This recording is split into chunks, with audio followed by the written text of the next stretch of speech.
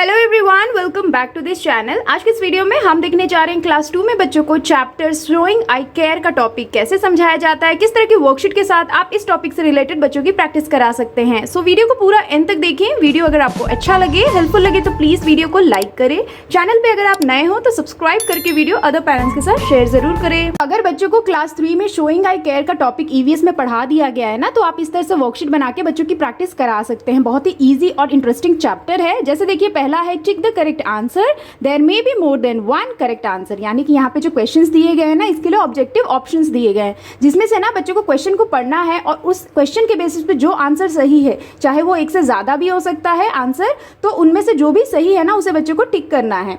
जैसे देखिए, पहला है how can you help your grandmother at a party. आप अपनी ग्रैंड मदर की हेल्प पार्टी में कैसे कर सकते हैं। Put food for her in a plate and serve her, play with your friends all the time, find a chair and make her sit. तो इसमें से सही आंसर क्या होगा। आप अपनी ग्रैंड मदर की पार्टी में हेल्प कैसे कर सकते हैं। Put food for her in a plate and serve her, तो ये सही है। Next, play with your friends all the time, तो ऐसा हम नहीं करेंगे। Next, find a chair and make her sit, तो ये भी सही है। यानी कि इन दोनों ऑप्शन के बेसिस पे हम ग्रैंड मदर की हेल्प कर सकते हैं। तो इस तरह से बच्चों को आपको समझाना है। तो इनमें देखिए नेक्स्ट है how can we show our love and support for physically challenged people. हम अपना लव और सपोर्ट फिजिकली चैलेंज्ड पीपल के लिए कैसे शो कर सकते हैं। पहला ऑप्शन है बाय टीजिंग देम, तो ये नहीं होगा। Next, by making them a part of our day to day activities. हम अपनी डे टू डे एक्टिविटीज में उन्हें पार्ट बना सकते हैं, तो ये सही है, इसे टिक कर देंगे। Next, by laughing at them, तो ये भी हम नहीं करेंगे। तो इस तरह से बच्चों को आपको समझाना है और उन्हें टिक करने के लिए कहना है। नेक्स्ट देखिए, why do people need our help care and support as they grow old. जब लोग बूढ़े हो जाते हैं तो उन्हें हमारा हेल्प केयर और सपोर्ट क्यों चाहिए। तो देखिए ऑप्शन है दे बिकम लेजी, तो ये आंसर सही नहीं है। They become weak and lose strength, तो ये सही है, क्योंकि जब बूढ़े हो जाते हैं लोग तो वो कमजोर हो जाते हैं शारीरिक तौर पे, इसीलिए उनकी हेल्प चाहिए, तो इसीलिए ये टिक कर देंगे। Next, they are unable do their work on their own, तो ये भी सही है ना। तो इस तरह से बच्चों को बताना है कि किस तरह से हम फिजिकली चैलेंज्ड या जो ओल्ड पीपल होते हैं उनकी हेल्प कर सकते हैं, उन्हें केयर दिखा सकते हैं। तो इस तरह के क्वेश्चंस बच्चों को दिए जाते हैं समझाने के लिए। आप इस तरह से बच्चों की प्रैक्टिस कराएं। Now same way next question है strike out the wrong word to complete this sentence. तो यहाँ पे ना बच्चों को सेंटेंसेस दिए गए हैं, जिसमें बच्चों को सेंटेंस में ही दो ऑप्शन दिए गए हैं। इनमें से जो सेंटेंस के बेसिस पे ऑप्शन करेक्ट नहीं है ना, उसे स्ट्राइक आउट करना है, यानी उसे क्रॉस करना है बच्चों को। जैसे देखिए, पहला है people who can not see are deaf or blind. तो जो लोग देख नहीं सकते हैं उसे हम क्या कहते हैं, डेफ कहते हैं या ब्लाइंड कहते हैं। तो ब्लाइंड कहते हैं ना, तो डेफ नहीं होगा, इसलिए इसे हम क्रॉस कर देंगे। Next, an ENT doctor treats the problem of the ears eyes. तो जो ENT डॉक्टर होते हैं ना, ENT का फुल फॉर्म होता है ear nose throat. Ear nose throat के जो डॉक्टर होते हैं वो किस तरह की प्रॉब्लम को ट्रीट करते हैं। तो ये देखिए, ईयर नोज में ना ईयर आ रहा है, आइज तो आ नहीं रहा, इसीलिए हम क्या करेंगे, ईयर को छोड़ देंगे और आइज को स्ट्राइक आउट कर देंगे, यानी कि कट कर देंगे। Next, people who can not see things that are at a distance are short or long sighted. तो जो लोग कुछ दूरी की चीज़ों को नहीं देख पाते उसे हम क्या कहते हैं, लॉन्ग साइटेड। तो हम लॉन्ग को छोड़ देंगे और शॉर्ट को क्रॉस कर देंगे, क्योंकि ये as per the sentence correct नहीं है। Next, people who cannot speak are blind or dumb. So people who cannot speak are dumb. जो लोग बात नहीं कर सकते उसे हम डम कहते हैं, तो ब्लाइंड को हम क्रॉस कर देंगे। नेक्स्ट है कैटरेट इज एन ईयर और आई डिसीज। कैटरेट का मतलब होता है मोतियाबिंद। तो मोतियाबिंद किस तरह का डिसीज है, आई रिलेटेड डिसीज है ना, तो हम ईयर को क्रॉस कर देंगे। तो इस तरह से बच्चों को दिए गए सेंटेंस में ही बच्चों को करेक्ट आंसर चूज करने के लिए आप इस तरह की वर्कशीट बना के बच्चों की प्रैक्टिस करा सकते हैं। Now here is the next question, match the following. तो यहाँ पे बच्चों को मैचिंग की वर्कशीट दी गई है, जहाँ पे बच्चों को चैप्टर में से जो भी हार्ड वर्ड्स होते हैं ना, उनके करेक्ट मीनिंग को बच्चों को पढ़ाया जाता है, जिससे रिलेटेड बच्चों को यहाँ पे मैचिंग की वर्कशीट दी गई है। जैसे देखिए, पहला है डोनेट। तो डोनेट से रिलेटेड मीनिंग बच्चों को अदर साइड में ढूंढना है। जैसे डोनेट हम किसे कहते हैं, to give something such as money or goods to someone. तो ये करेक्ट आंसर है ना, तो इसके साथ हम मैच कर देंगे। Next, orphans. ऑर्फन्स हम किसे कहते हैं, हुज पेरेंट्स आर नो मोर। जिनके माँ बाप नहीं होते उसे ऑर्फन्स कहते हैं, तो हम इसके साथ मैच कर देंगे। नेक्स्ट देखिए, NGO। NGO का फुल फॉर्म क्या होता है, नॉन गवर्नमेंटल ऑर्गेनाइजेशन, तो हम इसके साथ मैच कर देंगे।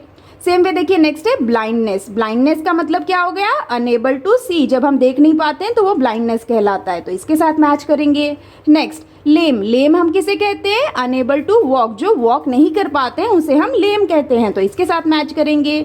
सेम वे डेफनेस, डेफनेस हम किसे कहते हैं? अनएबल टू हियर, जो सुन नहीं पाते हैं ना उसे हम डेफनेस कहते हैं। तो इस तरह से ना बच्चों को आपको समझाना है कि कुछ ऐसे वर्ड्स होते हैं जिनके मीनिंग होते हैं, जो इस तरह से आप बच्चों को मैचिंग की वर्कशीट देंगे ना तो बच्चे जल्दी समझते हैं और बच्चे लर्न भी कर पाते हैं। सेम वे नेक्स्ट क्वेश्चन है फिल इन द ब्लैंक्स। तो यहाँ पे बच्चों को चैप्टर से रिलेटेड फिलिंग द ब्लैंक्स दिया गया है जिसे बच्चों को फिल करना है अकॉर्डिंगली सेंटेंस के बेसिस पे। जैसे देखिए पहला है blind people need book written in the dash script. तो जो ब्लाइंड पीपल होते हैं ना उन्हें किस तरह की बुक चाहिए जो कि किस तरह के स्क्रिप्ट में लिखी होनी चाहिए? ब्रेल स्क्रिप्ट में। तो यहाँ पे हम लिख देंगे ब्रेल, BRAILLE, ब्रेल स्क्रिप्ट। जो देख नहीं सकते हैं उन्हें ब्रेल स्क्रिप्ट के थ्रू पढ़ाया जाता है या सिखाया जाता है। Next, we should show our dash and take dash of old people. तो हमें क्या शो करना चाहिए ओल्ड पीपल को? Respect. We should show our respect and take care of old people. हमें ओल्ड पीपल के थ्रू रिस्पेक्ट शो करना चाहिए और उनकी केयर करनी चाहिए।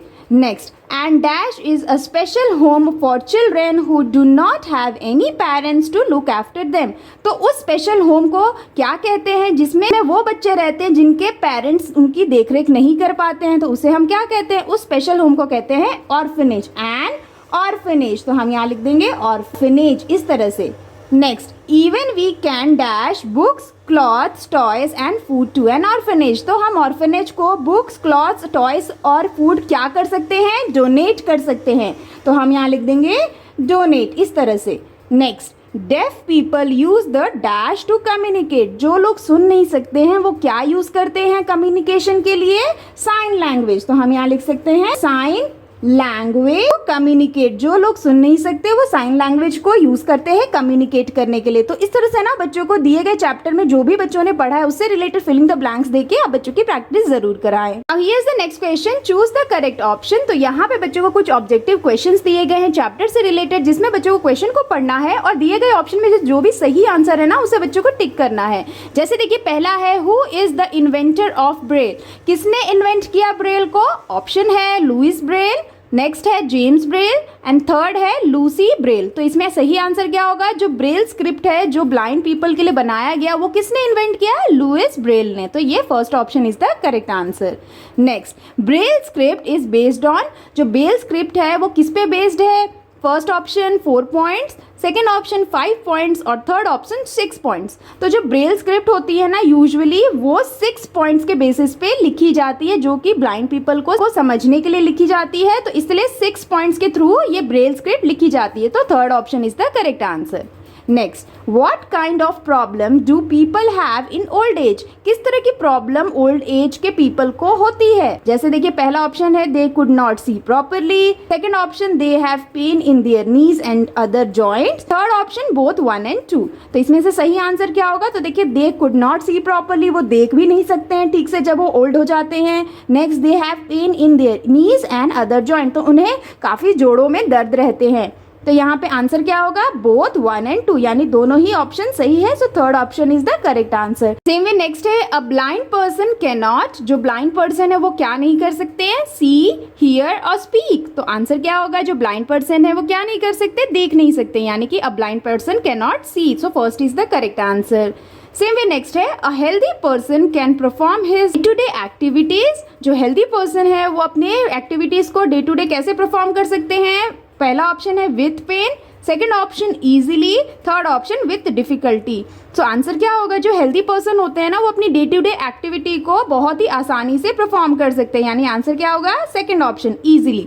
तो इस तरह के ऑब्जेक्टिव क्वेश्चन आप चैप्टर से रिलेटेड बच्चों को दे सकते हैं और बहुत ही आसानी से बच्चों की प्रैक्टिस करा सकते हैं। Here is the next question, state true और फॉल्स। तो यहाँ पे बच्चों को कुछ स्टेटमेंट्स दिए गए हैं जिसे बच्चों को पढ़ना है और बताना है कि वो स्टेटमेंट सही है या गलत। तो देखिए पहला है a person who is deaf can not see. जो लोग बहरे होते हैं वो देख नहीं सकते। क्या ये स्टेटमेंट सही है? तो ये गलत है। जो लोग बहरे होते हैं ना वो सुन नहीं पाते हैं। तो यहाँ पे स्टेटमेंट गलत है। तो हम यहाँ क्या लिख देंगे? फॉल्स।